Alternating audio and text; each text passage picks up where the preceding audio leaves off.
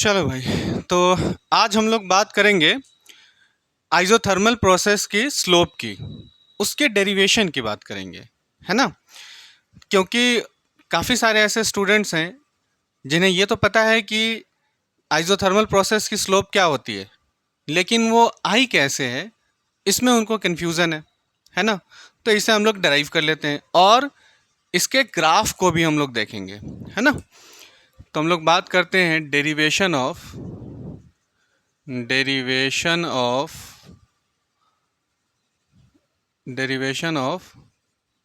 Slope of isothermal process. Slope of isothermal process सबको पता है कि dp by d v is equals to negative of p divided by v, ये slope होती है। ठीक है, ये बात हम लोगों को मालूम है। कैसे आई देख लो। हम लोगों को एक इक्वेशन मालूम है, वो इक्वेशन है आइडियल गैस इक्वेशन, है ना। आइडियल गैस इक्वेशन क्या है? From ideal gas equation PV is equals to nRT। अब ज़रा ध्यान से देखो, यहाँ किसकी बात हो रही है, यहाँ किस प्रोसेस की बात हो रही है? वो प्रोसेस है आइसोथर्मल। आइसोथर्मल प्रोसेस कब होता है? आइसोथर्मल प्रोसेस हम लोग तब कहते हैं जब टेम्परेचर क्या हो, कांस्टेंट हो। तो यहाँ टेम्परेचर क्या होगा? टेम्परेचर यहाँ टेम्परेचर ये जो T है वो कैसा है? कांस्टेंट है। टेम्परेचर कांस्टेंट क्यों है? क्योंकि ये आइसोथर्मल प्रोसेस है, आइसोथर्मल प्रोसेस है। तो ध्यान से देखो, तुमने क्या कहा? तुमने कहा कि टेम्परेचर कांस्टेंट है, ठीक है। तो हमें क्या पता है? हमें पता है कि ये जो n है ये भी एक कांस्टेंट टर्म है, ये जो r है ये भी एक कांस्टेंट टर्म है, गैस कांस्टेंट। और टेम्परेचर हमने कहा कि आइसोथर्मल प्रोसेस वो प्रोसेस होता है जिसका टेम्परेचर क्या होता है? कांस्टेंट होता है। तो यहाँ ये भी क्या आ गया? कांस्टेंट आ गया। तो इसका ये मतलब है कि हमें क्या मिला? PV इज इक्वल्स टू इस nRT की जगह पे कांस्टेंट मिला। क्या मिला? तो ये एक कांस्टेंट मिला। ठीक है, अब क्या करो? अब differentiate with respect to x on both side कर दो। ठीक है, जब दोनों तरफ क्या करोगे? डिफरेंशिएशन करोगे, तो क्या लिखोगे?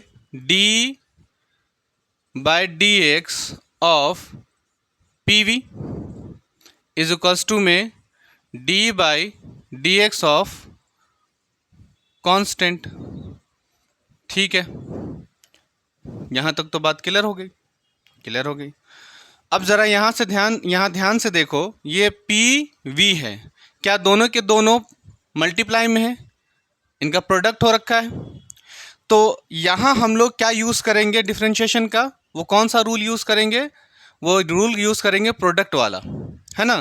कि जब कभी भी दो टर्म्स जो भी हमारे पास फंक्शन होते हैं वो किस में आ जाए? मल्टीप्लाई में आ जाए। तो उनका डिफरेंशिएशन कैसे करते हैं हम लोग? उनका डिफरेंशिएशन करते हैं कुछ यूँ, है ना। कुछ यूँ करते हैं कि जो पहला फंक्शन है उसको बाहर कर दो। दूसरे वाले का क्या कर दो? डिफरेंशिएशन कर दो। प्लस जिसका डिफरेंशिएशन उसको बाहर, और फिर जिसका डिफरेंशिएशन नहीं किया है उसे क्या करो? अंदर कर दो। अंदर कर दिया, ठीक है। इज इक्वल्स टू कांस्टेंट का डिफरेंशिएशन क्या होता है? कांस्टेंट का डिफरेंशिएशन ऑलवेज ज़ीरो। ठीक है भाई, ज़ीरो। अब इसके बाद इनको उस तरफ लेकर चले जाओ, तो हमें क्या मिलेगा? हमें मिलेगा PdV by D X is equals to negative of V dP by D X. मिल गया। तो क्या dx से dx काट सकते हैं? बिल्कुल काट सकते हैं, है ना, क्योंकि हमें क्या चाहिए, dp बाई dv चाहिए। ठीक, अब dp बाई dv करेंगे हम लोग, dp बाई dv करेंगे, है ना, तो हमें क्या मिलेगा, negative of p by v is equals to dp by dv। हमें ये रिजल्ट मिल जाएगा, क्या मिल जाएगा, हमें मिल जाएगा dp by dv is equals to negative of p divided by v। ठीक है, तो ये बोलो क्या आ गई, ये तुम्हारी आ गई स्लोप ऑफ आइसोथर्मल, है ना, स्लोप ऑफ आइसोथर्मल प्रोसेस। तो अब यहाँ पे एक क्वेश्चन ये उठता है कि नेगेटिव क्यों आया, या नेगेटिव है तो कैसे हम इसको और बता सकते हैं कि नेगेटिव यहाँ पे आएगा। यहाँ पे ये कह लो ना, क्वेश्चन उठा लो, नेगेटिव क्यों, है ना। ठीक है भाई, देख लो। तो ग्राफ में हम लोग चलते हैं, एक बारी हम लोग ये पता करते हैं पहले कि इसका ग्राफ कैसा दिखता है ना, उसके बाद नेगेटिव क्यों है उस पर चर्चा करते हैं। ठीक है, तो हो गया सबका, बातें समझ में आ गई। चलो अब हम लोग बात करते हैं इसके ग्राफ की। ठीक है, तो इसका ग्राफ अगर देखा जाए तो हमें तो पता है ना कि इसके लिए हम लोग यहाँ रखते हैं P, यहाँ रखते हैं V, P हमारा प्रेशर, V हमारा वॉल्यूम। ठीक है, रिजल्ट देखो ज़रा क्या आया। अगर तुम ध्यान से देखो यहाँ आइडियल इक्वेशन से, आइडियल इक्वेशन से ना, हाँ आइडियल इक्वेशन से, आइडियल इक्वेशन से क्या था, P V is equals to n R T. ये टर्म हमें क्या मिला, ये हमें कांस्टेंट मिला। ठीक है भाई, तो P V is equals to में कांस्टेंट हम लोग लिख सकते हैं, P is inversely proportional to क्या हम लोग वी लिख सकते हैं, बिल्कुल लिख सकते हैं। अब यहाँ ध्यान से देखो ज़रा कि P कहाँ बैठा हुआ है, P कहाँ बैठा हुआ है, P बैठा हुआ है y एक्सिस में। ठीक है, ये जो V है वो कहाँ बैठा हुआ है, V बैठा हुआ है x एक्सिस में। ठीक है, अब ये जो हमें ये जो रिजल्ट दिखाई दे रहा है ना, क्या दिखाई दे रहा है, y is inversely proportional to the x, और इसकी पावर हमें कितनी दिखाई पड़ रही है, ये 1 दिखाई पड़ रही है। तो ऐसा रिजल्ट ग्राफ में, ऐसा रिजल्ट क्या देता है कि एक तरफ y एक्सिस में कोई फंक्शन है या y एक्सिस में कोई टर्म है, कोई क्वांटिटी है y एक्सिस में, और x एक्सिस में कोई क्वांटिटी है जो कि उसका इन्वर्स है, और पावर उसकी क्या है, 1 है। तो यहाँ जो ग्राफ बनता है ऐसे रिलेशन से, वो बनता है रेक्टेंगुलर हाइपरबोला। कैसा बनता है, रेक्टेंगुलर हाइपरबोला। तो ये जो ग्राफ बना, ये ग्राफ कैसा बना, ये ग्राफ रेक्टेंगुलर, ये ग्राफ रेक्टेंगुलर हाइपर बोला है। ठीक है, इस रिजल्ट से हमने ये देख लिया क्या, कि ये ग्राफ रेक्टेंगुलर हाइपरबोला है। ठीक है भाई, अब हम लोग ने एक क्वेश्चन उठाया था कि यहाँ नेगेटिव क्यों है इसके रिजल्ट में, तो देखो इसे भी हम लोग साबित कर ले रहे हैं, है ना। तुम देख रहे हो ज़रा कि इसका जो ग्राफ आया है ना, पीवी कर्व का जो ग्राफ आया है, जो कर्व आया वो कैसा है, ये रेक्टेंगुलर हाइपरबोला आया है। ठीक है, अब क्या करो, अब ये जो हाइपरबोला, ये जो तुम्हें कर्व दिखाई पड़ रहा है, हाइपरबोला कर्व है ना, तुम क्या करो कि इसके किसी भी पॉइंट पर स्लोप फाइंड करो, किसी भी पॉइंट पर स्लोप फाइंड करो।